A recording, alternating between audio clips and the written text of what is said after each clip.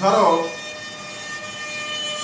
এই যে এখানের পার্টিকেলটা এখানে পার্টিকেল নিচ্ছে আর এখানে পার্টিকেল নিচ্ছে,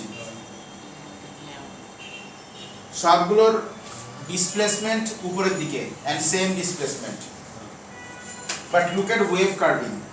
আমি যদি ধরি যে ওয়েভ যাচ্ছে ওই দিকে, তাহলে এই ওয়েভটার কার্ভিং কোন দিকে? উপরের দিকে। এখানে নিচের দিকে, এখানে কার্ভিং উপরের দিকে। তাহলে বলো এই পার্টিকেল আর এই পার্টিকেল সেম ফেজ কিনা? হ্যাঁ সেম ফেজ। কেন? বিকজ ওরা একই পজিটিভ আছে। But the wave curving? ও না না না নট সেম। বাট এই পয়েন্ট আর এই point same curving, same curving, same distance.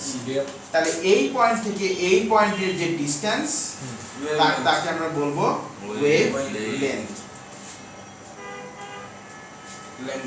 এটা ক্রেস্ট, এটা ট্রাফ, এটা ক্রেস্ট। ওকে দেখো তো এখানে ডিসটেন্স পজিটিভ উপরের দিকে, ডিসটেন্স পজিটিভ উপরের দিকে, সেম ডিসটেন্স। ওয়েভ কার্ভিং উপর থেকে নিচে, ওয়েভ কার্ভিং উপর থেকে নিচে, নিচে থেকে উপর। এখানে ডিসপ্লেসমেন্ট উল্টা দিকে নেগেটিভ, আবার ওয়েভ কার্ভিং হচ্ছে নিচ থেকে উপরের দিকে। তাহলে এই পয়েন্ট আর এই পয়েন্ট কি সেম ফেজ? না না, এটা উল্টা ফেজ, অ্যান্টি ফেজ।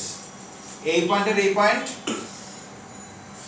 এই পয়েন্ট আর এই পয়েন্ট সেম ফেজ।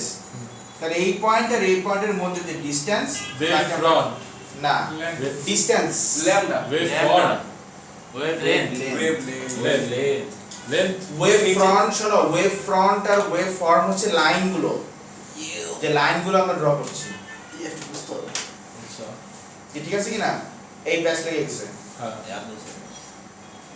এমন দুইটা পার্টিকেল যে দুইটা পার্টিকেলের সেম ফেজে আছে পর পর, ওরকম দুইটা পার্টিকেলের মধ্যে যে ডিসটেন্স তাকে আমরা কি বলবো? Wave front, wave length. লেখো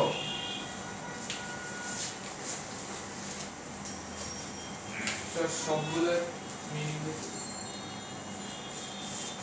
আগে ওয়েভ লেন্থ লেখো। Distance between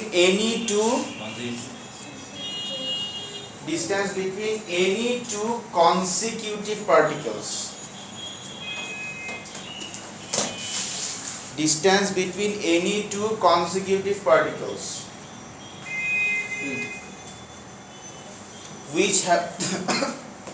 which have the same phase of vibration.